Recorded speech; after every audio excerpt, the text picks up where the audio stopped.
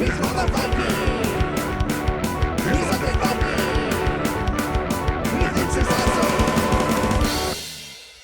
everybody, this is me, the Undead Viking, and this is Jackal Archipelago, whatever. It is well, it's a cool box, first of all. I kind of like the whole, I mean, I think this is supposed to be like, you know, obviously a skull and the teeth and whatever. So, obviously a lot of people are like, oh, I like my boxes square and whatever. And, you know, I get that. But every once in a while, having a cool box is kind of neat to me. But anyway, so this is a tile reveal game, if that makes any sense. The most classic version of a tile reveal game, in my opinion, would be the game Survive, a game that I really, really enjoyed. I had it as a kid. They've, you know, since had several different iterations of it, and it's a fantastic game. It's a game where you set up the tiles without knowing what's on the other side, and as you play, you flip the tiles over and discover them. So this is a game in which you are pirates, and you come across a island that has treasure on it, and you're all racing to get the treasure that's on the island by discovering the different tiles. The tiles will have different traps and actions and things that will happen and occur to your team of pirates. And then whoever gets the most gold wins that island. And then there's kind of like a legacy thing with the game, where then like you move on to another island, but the winning team gets like a little special power and things like that. They get to carry those on as they play. So it's got some stuff going on that actually like really intrigued me. And plus I dig pirate themed games. So let me show you how the game is played and what it looks like, and we'll come back here and we'll talk more about Jackal. Alright, so I've gone ahead and set up a full 4-player game of Jackal. Now, you can play this 2-player very well. You can play a 3-player, you can play a 4-player. I mean, there's different variations. When you play 4-player, you have the option of actually playing as a team. So like each, you know, like you could say like these 2 pirates are working together, or those 2 pirates working together, or so forth.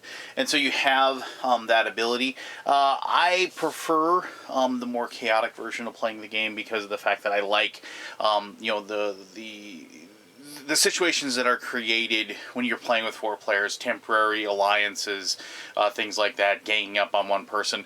I enjoy that dynamic. But, you know, I just wanted to make a point of that just so you know that you have these different variations and these different options available to you when you play.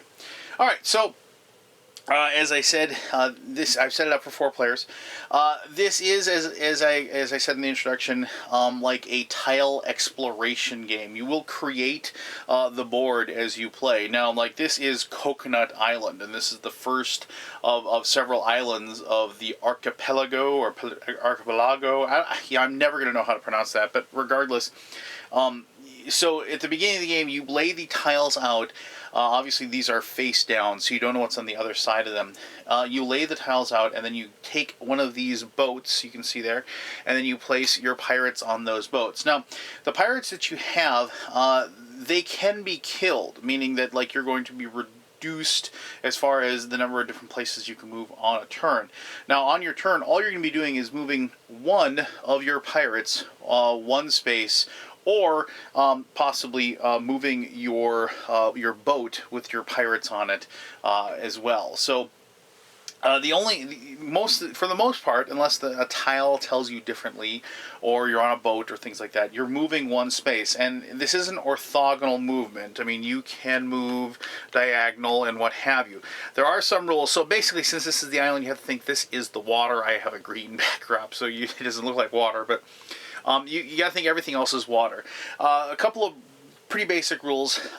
You can, as a pirate, leave your boat and jump into the water. You have that option.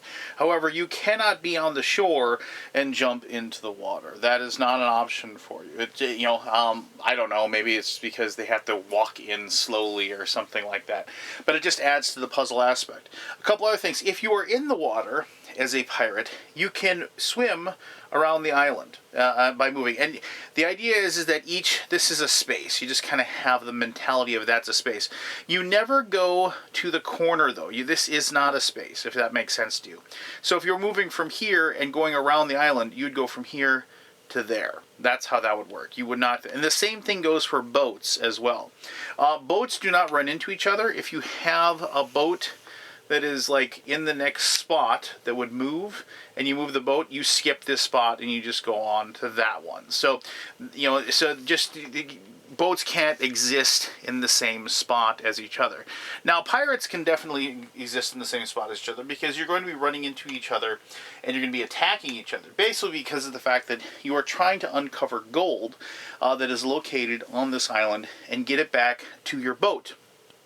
If you can get back to your boat, you can then have a pirate take it back to your ship. The ship is just in front of you. There is no actual ship. And basically, whoever gets the most gold off the island during a session will win the game. And then you go on to the next island, and you can continue playing. So, if that all makes sense, basically what happens is when you move a pirate onto a spot, what you're going to do is you flip the tile over. Now, this is one of the things that you have to be very, very careful because of the fact that the way the tiles reveal themselves, there will be directions and things like that that they will tell you what to do. So you have to like actually make it a point. If you were like sitting here, you turn the tile up facing away from you. Basically, this is to prevent somebody from looking at it, seeing which direction the tile would want to be faced that would be the best for you, and then you reveal it. So what you're doing is you're going to go ahead and you're going to turn it away like that, and then you just flop it down like so. And then therefore you get what the tile does. Now this is a fairly normal tile. It just kind of has the different directions on it. Here, let me give you a close-up of that actually. I'm going to try to remember which way this flipped. But so these tiles will have these directions on them that will actually kind of direct the movement of the pirate that has revealed that spot. Now, the spot remains there, and it continues to affect that location. You are in a situation where, like, once it's revealed, it no longer affects anything. It still affects any pirate that happens to move on to that spot. Now, with this tile, with these different directions, what happens is there's like some mystical force on the island that will immediately force the pirate to move in one of those directions that is available to them. Now, this one has 3 directions and is actually pretty, open. It's, giving me several different spots to go.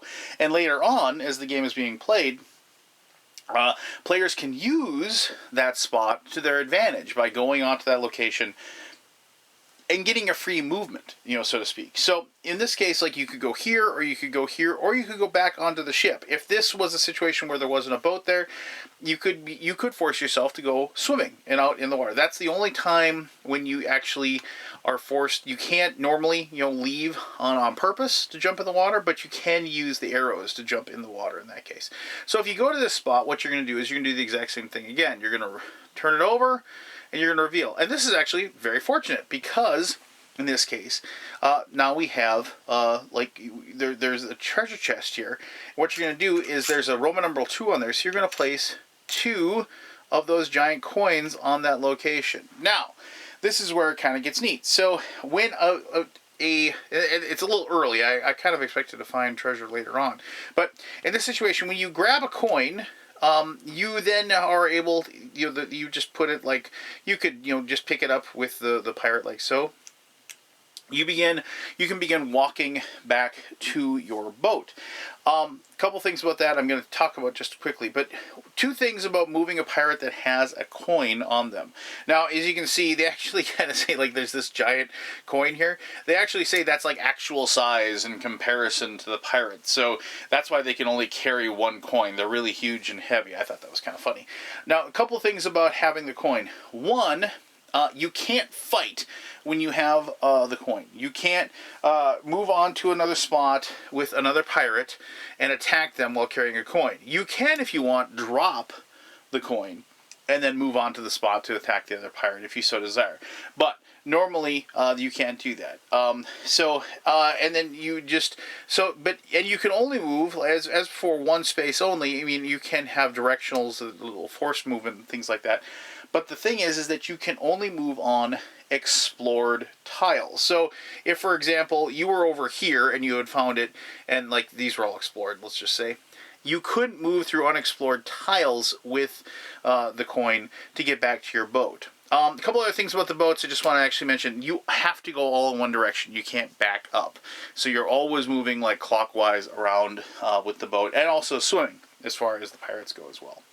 So if you are carrying a coin and somebody moves onto your spot and attacks you, the coin is dropped, obviously, and attacks are just really simple. It's like, oh, we attack you, and then you are sent back to your ship, which would be like in front of you. They have to spend one turn recuperating there, and then they automatically get returned to their boat, and then they could be used at that time.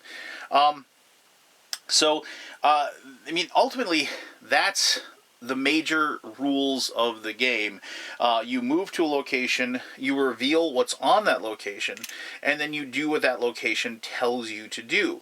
Now, obviously, there's a lot more to it than that. Because of the fact that you're only allowed to move one of your pirates. And technically, yes, you can move your ship 1, 2, or 3 spaces, depending upon the number of pirates that are on that ship. You are able, you have to, figure out which one of your pirates has to move at this time. Sometimes it'll be easy, like this guy carrying a coin and trying to make it back to the ship. But you'll have other things where you'll have pirates that'll be in the water, that are in danger. I should mention that. If you're a pirate and you're in the water, like I said, you can't move onto land from the water. You have to slowly swim around the island, or you have to get back into your own boat. However, if another boat, like say there's a pirate swimming here, and this boat moved into that location where that pirate was, it would actually kill that pirate. And by killing the pirate, it literally removes that pirate from the game. Unlike being attacked, where you get wounded and you just go and you rest and recuperate for a turn, and then you have access to them. Being killed is being killed. It's like you lose that pirate and you lose that option. Now, if you are ever reduced to 0 pirates, you get one back. And also, there is a shrine tile where you can go to and spend a complete turn not moving, and basically you bring that particular pirate, you bring a pirate back to life, so to speak. There's also a cool little thing. So, pirates love gold, obviously, right? Once you have at least 2 coins on your boat, you can send a pirate back to your ship to bring those coins to you. And once they're on your ship, they're protected. When it's on the boat, other players can come and attack the boat and take coins from you. That's very costly, though, because if you actually attack a boat, if you're the attacker, you're going to lose a pirate that's involved in the attack. They're going to be killed. Obviously, like we said, there's options to get them back after they're killed, but that is the situation that you're under if you move in and you attack. If you want, and if you have pirates on the location, so let's just say, so we moved a pirate on there, to attack, the boat from another boat. So like that, and we were attacking the other ship with our boat. If you have pirates on there, they can protect the gold. In which case, if they protect the gold, the person that's protecting the gold will lose a pirate. And once again, that is like losing it. They're killed off and they have to be brought back to life, by using a shrine tile or what have you.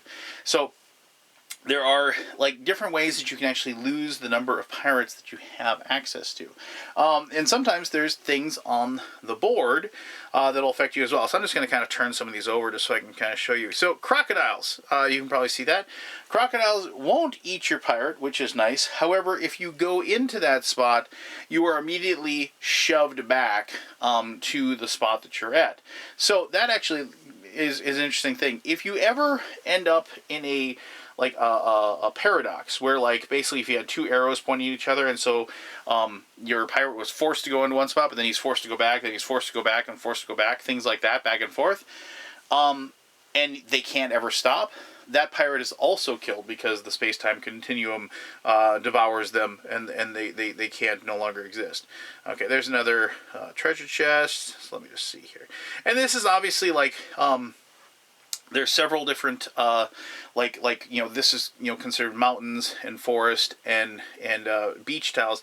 And I should mention that since all these came from like island number 1, there are more tiles in here that I didn't use. You actually shuffle them up and you remove certain tiles so you don't use those. Like this tile here, it has the 1, 2, 3, 4, 5, or 6. You roll a d6 when you get in there to determine like which way you're able to leave in that particular tile. I'm trying to find like a trap or something like that. There's a hot air balloon that will actually transport your pirate great distances, which is always good. Another arrow. So this is a fortress. That's kind of a cool thing. If you're in a spot, like if your pirate is in a location in the fortress, like so, another player can't move in and attack you. I mean, admittedly, you can't get back to your ship, but in this situation, like you could be in that fortress waiting, and you could slowly be moving your ship around all the way to the other side, so you could eventually be able to move that particular pirate with the gold on that spot. This is a as you can see, here I'll show you that tile. It's kind of a neat picture. This is a lighthouse. The lighthouse is a little unique in which the very first pirate to actually find that tile and explore it is allowed to look at 4 unexplored tiles without adjusting them in any way, and just see what they are, so they can get an idea of what else is on the island. I'm having trouble finding a trap here. This is a kind of a neat one where you can see where the 2 different pathways are. So like this one, you have to follow those pathways. So if you came in on this side, you have to go here, or if you came in over here, you have to go like that. So it's called a jungle tile, and that forces that to happen. There's another multiple directional movement, some more treasure. Did I not get a trap? Oh, there we go. So there's a pit trap. Pit traps are interesting because of the fact that when you fall in them, that pirate can't move unless they get help to get out. And one of the ways you can help to get out, if you have a pirate that is in there, one of your other pirates can come there and actually pull them out of that pit trap and save them. There is another way you can do it if you can find a message in a bottle. There we go. So if you have a message in the bottle tile, you get a message in a bottle token, like so, and when you have that, and you can't, obviously once it's used, it's used up. There aren't unending message in a bottles there, but message in a bottle, basically when pirates like to read them, so to speak, and when they read them, they're inspired, and so you can use them to get out of the pit trap, so to speak. So there's lots of different tiles and what have you. Once all the treasure has been collected, that will and been discovered, that signals the end of the island. Whoever has the most coins will win that particular island, and then you move on to the next one. Now you can play this over multiple sessions. You don't have to play it all in once. But the cool thing is that this does have a little bit of a legacy aspect, like I said. So you go on to the second the second place, and you have I'm just not there's more tiles in here, so like the places are going to get bigger, and so you're gonna insert those tiles in the game. But then you also have whoever won the preceding island will get they'll be able to get a card that has like a special power on it. Like this pirate can't be attacked on the beach. However, the beach bum can't attack anyone in the forest. And so like there's they're good and bad. The musketeer, whether the musketeer is attacking and defending, the pirate always fights with a little help from Lady Luck. So there's like things like that are just going to change up and alter the rules a little bit, and change the game and make it more dynamic and more interesting as the game is played. This is one of those games where I didn't know what to expect when I first played it. And I've always enjoyed like tile reveal games, as I said. I like the mystery of it. I like the not knowing what's on the other side kind of thing. I've always enjoyed that. And I thought that this was a really, really good combination of that mechanism with an outstanding theme. And I liked the fact that as you played several sessions, you kind of, you grew the game, so to speak, because you were constantly adding, once you get to number 2, you went to number 3, once you get number 3, you went to another 4, and so forth. And so the game, exponentially just became bigger and better and more fun, just because of all the different options and availabilities of the different tiles and the more and varied tiles as the game continues. But let me talk about all about that and more in my final thought. All right, thank you very much for learning how to play Jackal, and check it out and see what it is. Like I said, I wasn't going to show you every expanding bigger and bigger island, and you don't have to play it like that. I mean, you could just play like one island and play as you go, kind of thing. I just wanted to actually, like, so you can see the progression of it, if you will. And if you're having more further interest or want to look into it a little bit more, you can definitely go ahead and check out the Kickstarter page, or go ahead and check out the game page as well on the old Board Game Geek, and you can dive into that further. Now, I like the whole tile reveal genre game. I've always kind of enjoyed, as I said, that aspect. I like the mystery of it. I like the flip. There, I mean, there's little moments in playing board games that really sing to me in a way. And like, if you watch these videos, you know I've listed off several of them.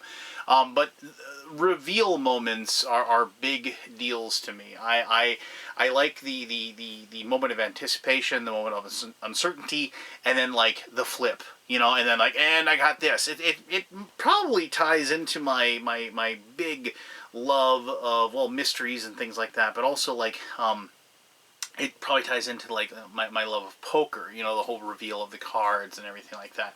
So, but I like that little moment, and so any game that has me being able to explore the island and see what's on there and things like that, I really enjoy that. So I knew I was probably going to enjoy this to begin with, but they tied in a pirate theme. I'm a big fan of pirates. I like that theme of it. I mean, I can remember, you know, 5-6 years ago, there really wasn't any real good pirate games out on the market, and now, of course, we've got tons of them that are out there. You know, some good, some bad, but I mean, at least we have more available. And so when I have a good pirate theme and a good game as well, I get pretty excited. Yeah, as far as, I think this is a really good, like, a family type game. You know, yeah, your pirates can get killed, so to speak, but I always kind of look at it as like, oh, they get beat up and they have to go back to the ship, right? And then they have to stay there. And, you know, in all honesty, I mean, I can't speak to your family, but I can speak about my children. And, you know, when they say, oh, I killed your guy or whatever like that, they don't look at it as, you know, like a murder, so to speak. They just look at it as like picking on their dear old dad and beating him on a board game. But you might want to take that into a little bit of an account, you know, as far as your family or your gaming group, and whether or not that part of the theme is something you like. But like I said, it's easily explained as, oh, they're injured, they go back to the ship. I mean, one of the ways you lose a pirate is if you send them back to the ship without 2 coins. I mean, because they get angry at you because they want to have more money.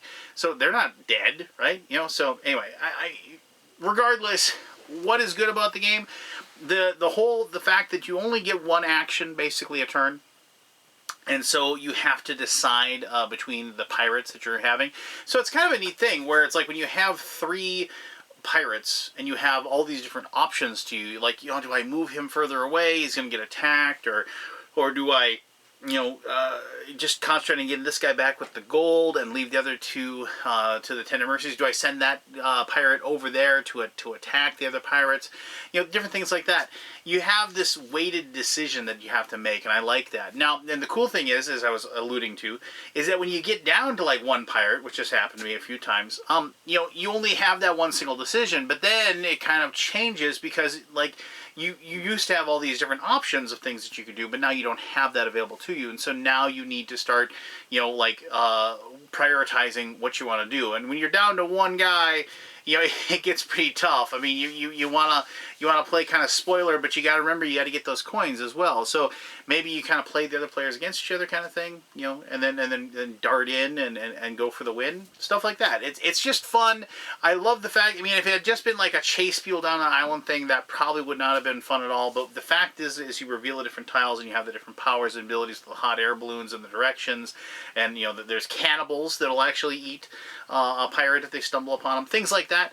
The fact that they added those different aspects to the game and just kind of create this like big giant like trap-filled area that you have to go ahead and race through is fantastic. So I would really suggest, if you like this type of game, if you like pirate themes games, go ahead and check out Jackal. If you have any questions about the game, ask away. I'll be happy to answer those as best as I can. And as always, until next time, I'm the Undead Viking. I'm telling you to have yourself one heck of an awesome day. All right, bye-bye.